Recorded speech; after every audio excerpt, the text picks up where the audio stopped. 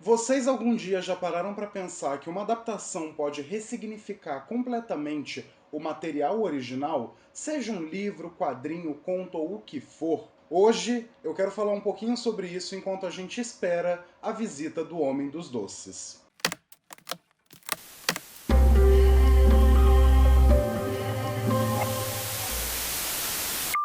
Antes de começar o vídeo em si, eu quero dizer que vocês provavelmente estão ouvindo um ruidinho no fundo, um negócio chato pra caramba, mas eu tô com o negócio de ar ligado aqui, porque tá muito calor, eu tô vivendo no inferno, então vocês se acostumem com isso, porque provavelmente vai ter nos próximos vídeos. Olá! Sejam muito bem-vindos ao Fita Maldita, eu sou Gustavo Fiô, e no vídeo de hoje nós damos início a um outro quadro no canal, o Sagas Satânicas. Aqui a gente vai falar um pouquinho sobre grandes franquias do terror e como elas preenchem um lugar no imaginário dos fãs do gênero. E para começar com grande estilo, vamos todos ir até o banheiro, ficar de frente com o espelho e chamar o nome de Candyman 5 vezes. Sim, hoje a gente vai falar um pouco sobre essa franquia maravilhosa que acabou de receber outro filme e que é baseada num conto do Clive Barker, que, como vocês sabem, é o meu autor preferido. Só que antes da gente sentir o gosto amargo do mel, não esqueça de curtir o vídeo, se inscrever no canal caso ainda não seja inscrito, ativar o sininho para receber todas as notificações, me seguir nas redes sociais que estão linkadas aqui na descrição e também compartilhar com seus amigos para trazer mais almas pro Fita Maldita.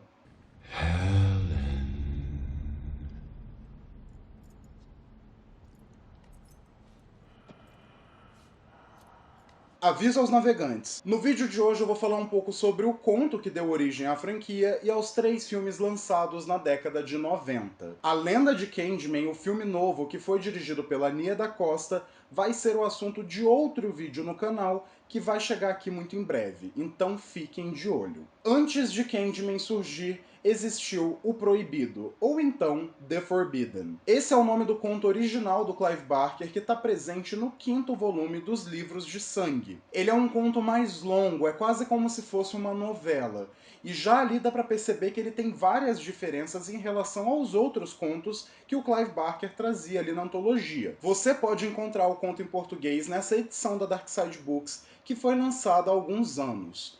Eu também acredito que ele vai estar presente no 5º volume dos Livros de Sangue quando ele for publicado. Só que por enquanto a gente só tem os 2 primeiros e enfim, isso é assunto para outra hora. E o conto em si é até bem parecido com a história do primeiro filme que foi lançado na década de 90. A gente segue a Ellen Lyle, uma estudante de graduação que está fazendo uma tese sobre pichações. Para isso, ela acaba indo para um conjunto de moradias populares, onde ela se depara com a lenda de Candyman, um assassino que tem um gancho no lugar da mão. Então, vários crimes são cometidos e as suspeitas começam a cair em cima dela, porque é a presença dela que acaba sendo a catalisadora de todo o caos. Mas no fim, ela acaba ficando cara a cara com esse assassino e se entrega a ele, o que sugere que, assim como ele, ela acaba se tornando uma lenda urbana também.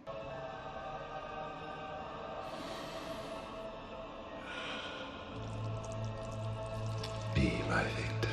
Nesse livro aqui, o Dança Macabra, o Stephen King fala sobre como uma das lendas mais populares nos Estados Unidos e no mundo todo, e que gerou muito fascínio, é a história de um casal que é atormentado e perseguido por um assassino com um gancho. E isso acabou virando uma lenda urbana muito popular, como a loira do banheiro, os jacarés do esgoto de Nova York e o Estado laico no Brasil. E eu acho muito fascinante como o conto consegue arranhar a superfície da lenda urbana a partir desse ponto de vista, com um assassino que tem um gancho e que depende do clamor das pessoas para continuar vivo, para continuar existindo, mesmo que seja em um plano sobrenatural. É uma ideia muito bacana e que faz a gente refletir um pouco sobre esse conceito da lenda urbana em si. É um folclore de cidade grande, uma ideia que é replicada como um vírus e que é propagada de diversas formas, seja em filmes, nos noticiários, nos livros e até mesmo em conversas informais entre amigos. E quando esse conto virou filme, foi exatamente nisso que a gente mergulhou de cabeça.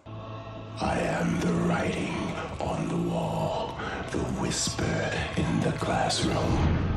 Without these things, I am nothing. O Mistério de Candyman foi lançado em 1992 e foi dirigido pelo britânico Bernard Rose. No entanto, o filme traz várias mudanças e alterações em relação ao conto original, E são justamente essas mudanças que fazem com que ele ressignifique todo o conceito por trás da história e do próprio personagem do Candyman. E enquanto o conto se passa na Inglaterra, o filme vai para os Estados Unidos e é ambientado em um conjunto de moradias populares chamado Cabrini Green. A Ellen dessa vez estuda lendas urbanas em si ao invés de pichações, e é isso que leva ela até lá, onde ela consegue se deparar com toda a lenda do Candyman. E aqui existe todo um ritual mais complexo para chamar o Candyman. O filme ele pega bastante da lenda da loira do banheiro, ou da Maria Sangrenta, como você conhece ela, e ele faz uso dessa conexão que essas lendas têm com a figura do espelho.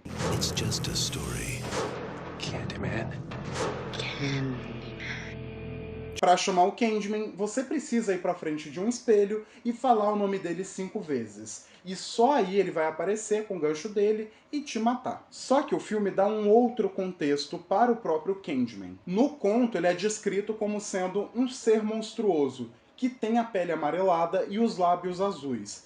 É quase um ser em decomposição, e ele tem muito mais dessa vibe de entidade sobrenatural. Já no filme, ele é um homem negro, interpretado pelo Tony Todd, e existe toda uma história de origem por trás do personagem. A trilogia original foca bastante na história de Daniel Robitaille, que era o filho liberto de escravos. Ele é um excelente artista e um dia ele é contratado por um fazendeiro para pintar um quadro. O problema é que ele acaba se apaixonando pela filha do fazendeiro. Os dois consumam esse amor e isso leva a uma jornada de pura carnificina, quando o pai da mulher descobre. Ele basicamente prende o Daniel e faz ele passar por torturas indescritíveis. Ele corta a mão do artista, coloca um gancho no lugar, derrama mel sobre todo o corpo dele e faz ele ser picado por muitas abelhas. No fim, ele ainda é incendiado e acaba morrendo. Tudo isso rodeado por uma multidão racista e furiosa. Contudo, como já era de se esperar, o Daniel acaba voltando à vida de certa forma como essa entidade vingativa, o Candyman. E aqui é onde eu falo que a adaptação é crucial para a reinterpretação de uma obra. No conto, por mais que haja uma tensão de classes, essa ideia é deixada um pouco de lado, até porque é uma história curta e não tem tempo para desenvolver todos esses aspectos. Já o filme é mergulhado em uma discussão sobre racismo e brutalidade. Eu não sou uma pessoa negra, como vocês podem ver, então eu não tenho a vivência necessária para tratar desse assunto com a profundidade que ele merece. Mas eu indico muitos vídeos da minha amiga Carissa Vieira, porque ela tem uma abordagem muito interessante sobre o papel da raça no horror, além de estar fazendo um projeto incrível com o livro Horror Noir. Mas por falar desse livro, que foi escrito pela Robin R. Means Coleman e que serve como um grande estudo sobre a negritude no cinema de horror, a autora defende que existem dois tipos diferentes de filmes de horror com personagens negros. De um lado você tem filmes negros de terror e do outro você tem filmes de terror com negros. A diferença está na abordagem, na forma que esses filmes lidam com a negritude e até mesmo em quem está por trás das câmeras. E no próprio livro, a Robin fala muito sobre como Candyman é um filme de terror com negros, mas não um filme negro de terror. E é muito importante analisar isso porque, apesar de ser um filme que discute muito temas como racismo, ele também tem vários pontos cegos, que derivam do fato de que o Bernard Rose, que escreveu e dirigiu, é uma pessoa branca. Dito isso, é um filme que eu gosto muito e que eu acho que traz algumas questões que merecem ser analisadas com calma. A ideia da lenda urbana, que já era presente no conto, é muito mais forte aqui. E mesmo com todas essas problemáticas que eu citei, eu acho que a transformação do Candyman em um personagem que tem uma origem humana e que é uma pessoa negra enriquece a história em subtexto, dando um passo além do conto. E particularmente uma das coisas que eu mais gosto desse filme é o fato de que, mesmo ele tendo sido lançado em 1992, ele continua discutindo problemas que são muito reais e que continuam dentro das comunidades negras até hoje, como o descaso policial e o privilégio branco, que faz com que a Ellen acabe fugindo de todas as situações onde ela é evidentemente culpada. E diga-se de passagem, a Virginia Madsen, que interpreta a Ellen nesse filme, tá perfeita. Ela é uma protagonista muito sagaz, que tem muito a dizer, e ao mesmo tempo, as cenas em que ela contracena do lado do Tony Todd são espetaculares. Não apenas porque adiciona muita tensão à história, mas também porque realça o contraste entre os dois. e como eles são lendas urbanas diferentes. Esse filme é um daqueles grandes clássicos dos anos 90 e se você ainda não assistiu, eu recomendo fortemente que você assista. O Bernard Rose está no auge da direção aqui e ele tem quase que o toque de Midas, transformando o conto do Clive Barker, que já era bom, em ouro. Agora, o mesmo eu não posso dizer das outras duas continuações. Candyman, Candyman, Candyman.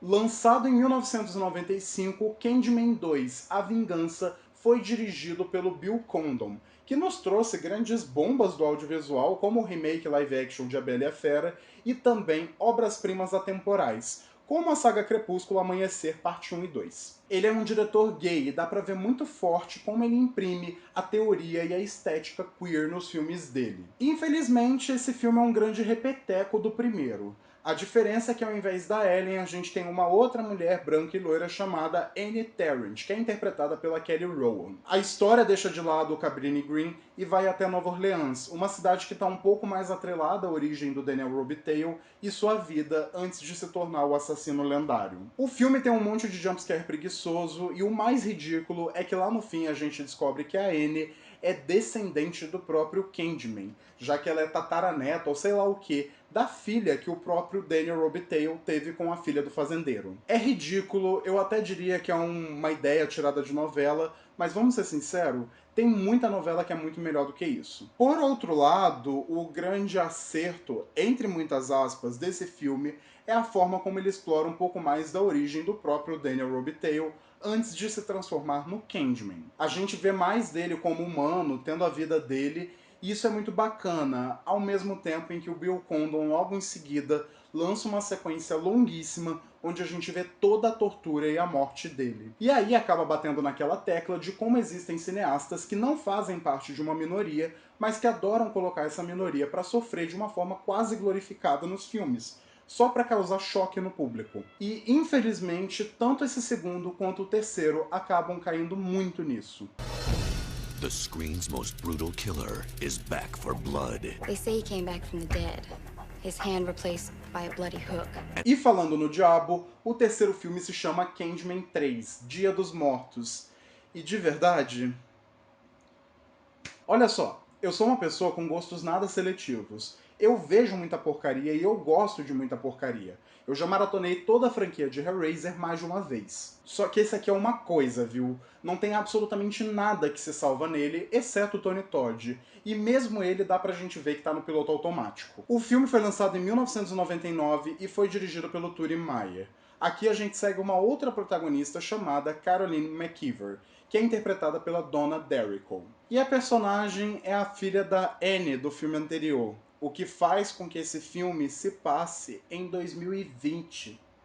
Sim, é uma zona. E dessa vez a gente não esquece só o Cabrini Green, como também Nova Orleans, e o filme vai lá se passar em Los Angeles. Por quê? Não sei, não tem explicação nenhuma. E honestamente, não vale muito a pena ficar discutindo do roteiro ou do que acontece aqui, porque esse filme ele parece ter sido feito inteiro no improviso. O filme é ofensivo de tão ruim, além de ser ofensivo de fato, não só com a comunidade negra, mas também com a comunidade latina que mora em Los Angeles, já que todos os personagens latinos do filme são estereotipados e caricatos. É vergonhoso e doloroso de assistir. E ele é tão ruim, mas tão ruim, que duas pessoas cruciais para a franquia nem sequer quiseram voltar para ele. O Philip Glass, que compôs a trilha sonora dos primeiros filmes, foi simplesmente substituído, e dá para ver nitidamente como a música desse filme é muito inferior ao dos primeiros. E o mesmo vale para o Clive Barker, que ajudou no roteiro e na produção dos dois primeiros. E aqui ele simplesmente nem quis dar as caras. Your past, your present, your blood. Felizmente, a saga já tá aí de volta e pela primeira vez na mão de pessoas negras. Recentemente saiu A Lenda de Candyman, o filme que é dirigido pela Nia da Costa e produzido pelo Jordan Peele. Como eu disse, eu ainda vou falar sobre ele, só que não hoje. Em breve, mas não hoje. E de qualquer forma, eu tô muito empolgado com o retorno dessa franquia.